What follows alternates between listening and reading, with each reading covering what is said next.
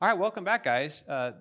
This week we are joined again by Brian and Ariel Dix, who are missionaries in the beautiful land of Hungary, and they're in specifically the town of Budapest. Town, city, City. city, Millions of people. in Okay, Budapest. millions of people. Great. All right, and we're going to talk about the Hungarians, and so we're going to talk about the Hungarians. What are because y'all are missionaries in Hungary, and so that means you take the message of Christ and you are telling Hungarian people about it. Now, not just Hungarians, because you have an international. Yeah. You have people that are coming to Hungary and you're ministering to them too. Yes, exactly. What are the Hungarian people like? Y'all grew up in Chattanooga, Tennessee, and so you all are considered Southerners. Yeah. Of Americans, you're a subset of Americans, as I am, of Southerners have lived in the South. What are the Hungarian people like?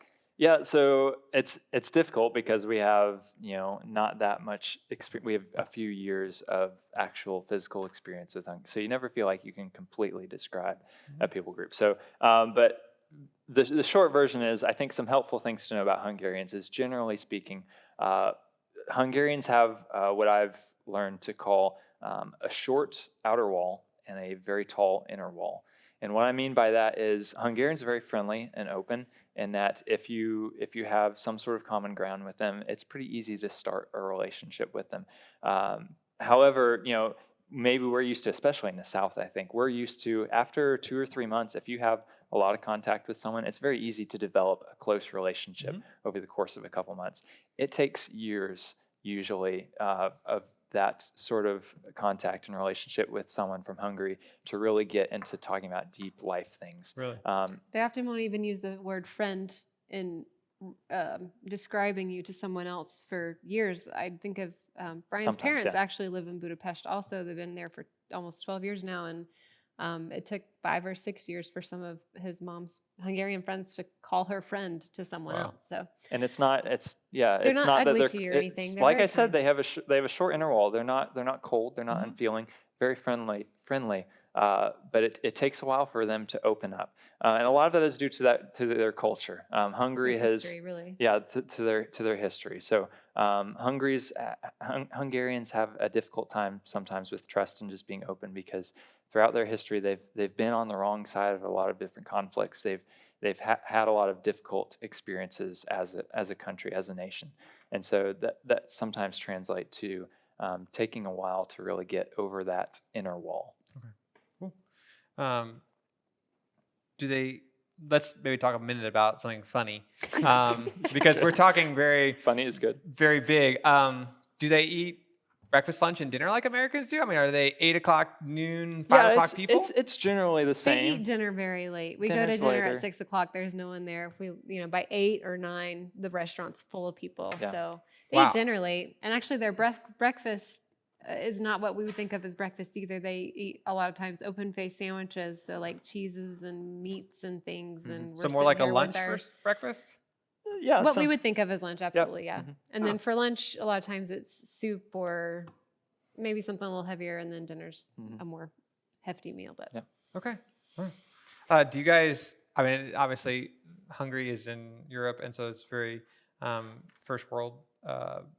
Is to some extent. Yeah. I mean, you guys operate in a, and I want to make sure I'm careful with this, but you work out of a car, like a normal, like how American would look like they go on a commute, or do you take a train or a bus? I mean, because you're close to the city. We own a car and use it, but also there's a bus stop right around the corner from my house. So like when he was teaching this year, it was easier for him and better for our schedule if he just hopped on the bus and went to school. Yeah, so and that'd be really odd for an American. Yeah. Many Americans would say, I'm not getting on a bus. Sure. Well, the public transportation system here is not what it is over there either. Okay. It's a lot safer and cleaner and efficient and widely over used. there. Widely used. A lot of people prefer it to driving just because traffic is terrible, and so they can catch a train to the subway and get to work way faster than if they tried to drive through the city. Living in Atlanta, about city traffic, I'm sure. Yep. So.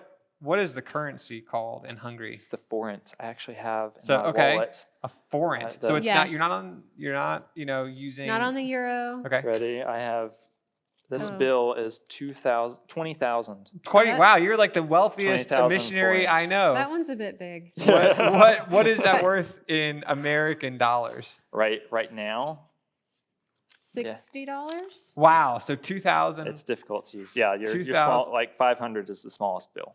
Okay. That's a 500 little, forint. so it's like almost 400 forint to the dollar right now. Yeah. So how much would a cup of coffee, like if I just want to go in and buy a cup of coffee, what would a cup of coffee cost me? 200 to 300 forint usually. Which is About like a little less than $1. Yeah. a little. So for 80, 90 cents, you can get yourself a cup of coffee. Yeah, for sure. Okay. What does a hamburger cost? My goodness, 1,000. Nope. When we get the boy, it's about $2 About $2. Mhm. Okay. Yeah. Wow. for a kid's meal. Yep. Wow. So a little cheaper than it is here Little because of bit, the exchange rate. All right, Yep. cool. Fun. All right. So now, how is living in Hungary different? Because you all are missionaries there, and you've said, I'm going to go and share the love of Christ with them. What changes did you have to make to get there? I mean, where do you start? Like, what does it look like for y'all?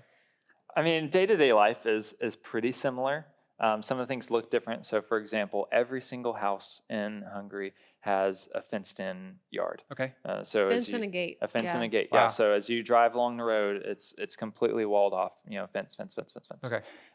So that's Hungarians are very taken aback. I know she had a student who, when she told this Hungarian student about how hardly nobody has fences around their yards in America, it was She was shocked. I mean, she just was like, anyone can walk up to your house at any time. And I was like, yeah, that does sound super unsafe.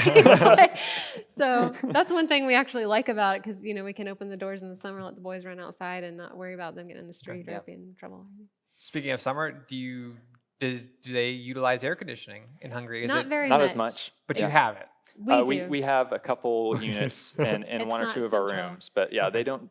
A lot of the houses, most of the houses, don't have anything central going on. Only because it doesn't get super hot for very Right. long. I think there's like a 2-week stint most summers where it's just unbearable. But for the most part, it's not as hot here and definitely not as humid. Oh, Yeah, usually we just keep the windows open open. during the summer and doors open, and it's nice. Wow. Yeah. What's the coldest you've ever seen over there? Obviously not in Celsius, but in Fahrenheit for us. Yeah. It's gotten in the single digits Yeah. before, but usually during the winter it's 20s, 30s but when we it's do get coldest. snow, which we Yeah. don't get here. So the boys Yeah. love the snow.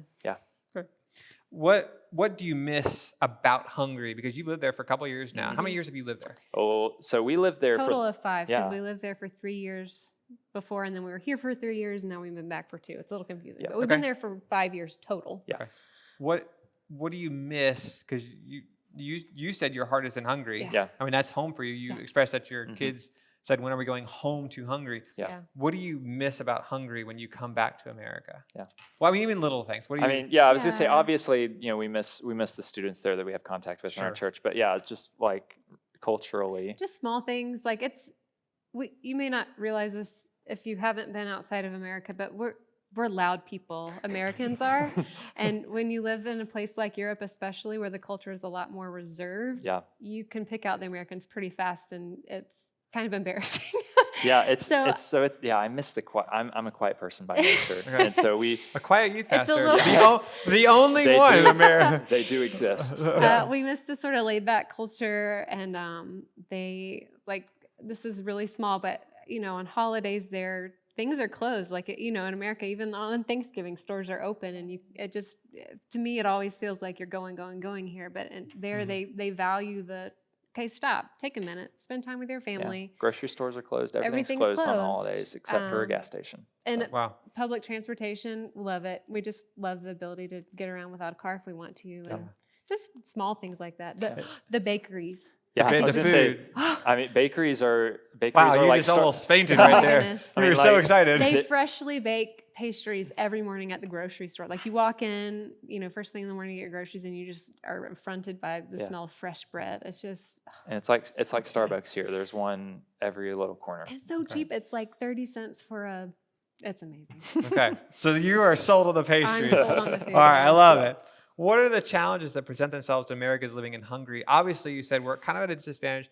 Maybe some of you students are sitting here thinking America is the best country to live in the world, and I love There are America. lots of great things about America. There's a lot of great Yeah. things about America, but not everybody in the world thinks that America is the greatest country in the world. Yeah, That's that's true. true. What are some challenges for Americans? You said we're a little loud. What are Little some loud. what are other challenges? I mean, is there paperwork when you go over there that you have to deal with? Yeah. Yeah, we have to apply Hungary- to be residents. So we talked about they are a little hesitant with foreigners there. They don't mind really if you visit there, but they're not so crazy about you living there. So it's a lot of hoops to jump through to get your residency to live there. So there's a lot of paperwork, a lot of waiting for your residence card is what it's called. Is basically a identification card that says yes, you're allowed to be here for more than 90 days. And Yep. so there's a lot of hoops to jump through, but Once you do that process, then you're back good. to Brian was talking about in I think the last video about finding a mission organization to help you get there. A lot of mission organizations have a native or a local who works with the missions agency to help you with that process. So Yeah. it's a challenge, but it's helpful if your mission organization has someone there to help you. Yeah. Who speaks the language and knows the ins and outs of doing that. Yeah. Other big challenge would be the Language. language, which I know you probably have questions about the language, but It's super hard. Hungarian is for English speakers. It's known as either the second or third hardest language for an Wow. English speaker to learn. So it's very, very difficult. Can you? So now that we're talking about Yeah. Hungarian, Yeah. did you? Obviously, you were learning it or have learned it. Yeah. But you said you had a little more exposure, but Yeah. you're picking it up as you go along. Yeah, and we plan to sign up for formal classes this fall. We finally have the space to do that in our schedule. Cool. So yeah. So Yeah, we It's thankfully really we tough. haven't needed an extensive knowledge of Hungarian because we serve at an international church, Right. an international school which speak English first, and so that's been nice. But to For be daily life. for Yeah. daily life, and like she has friends, or now that our boys are growing older and they have Hungarian friends. Our oldest son went to a Hungarian preschool this year, and so she has Hungarian moms that she's in contact with, and would love to be able to speak more with. So yeah, we're hoping to learn the language. Can you tell me something in Hungarian? I should have warned you that this is coming. No, it's okay. We Bible should have verse or known. something It's like that? always. No, it's okay. I mean, the standard Hungarian greeting, translated in English, is "I wish you good day," which Okay. sounds very fancy. In It does English. sound fancy. But that's how they greet. So you would say "Yo napot kívánok."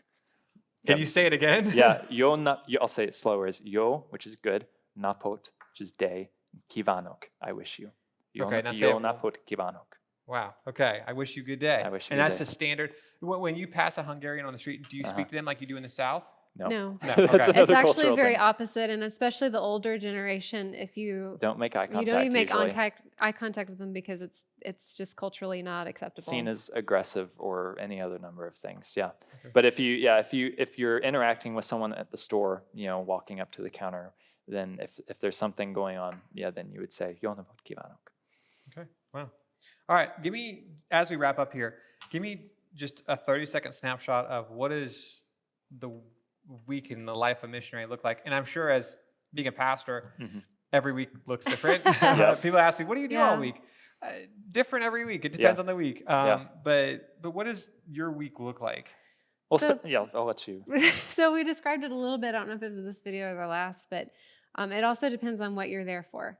So a lot of people put missionary lives as up on this pedestal that's like something totally different and holy, but the You're truth is always doing spiritual and always ministry doing things. the Lord's work, which we are, and all of us are. But the truth is, our lives look pretty normal day to day, is what you would think. So, a youth pastor, his day probably looks a lot like yours, just set in a different culture. Yeah. There are a few other obstacles he has to overcome just from being a different culture, but his day looks a lot like yours, probably. Yeah. My life as a stay-at-home mom looks a lot like other stay-at-home moms. It's just set in a different culture. So it really depends on what you're looking at. But if you want, our week looks like, it's changing a little bit, but he teaches in the morning, prepares for school and church in the afternoons, and that's 5 days a week. And then youth group on Saturday, worship on Sunday. So we have a really full week most It's a full weeks, week. Yeah. but we do try to set boundaries and protect family time in the evenings. Yep. So. That's very important. Yeah.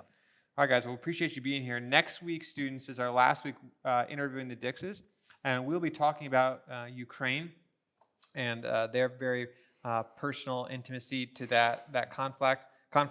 And so we've talked the past couple weeks with them about what missionary life is like, and appreciate you being here. But next week we'll talk about Ukraine, and hopefully they'll be able to help us understand that a little bit better. Yeah. Thanks, guys. Thank you. Appreciate it.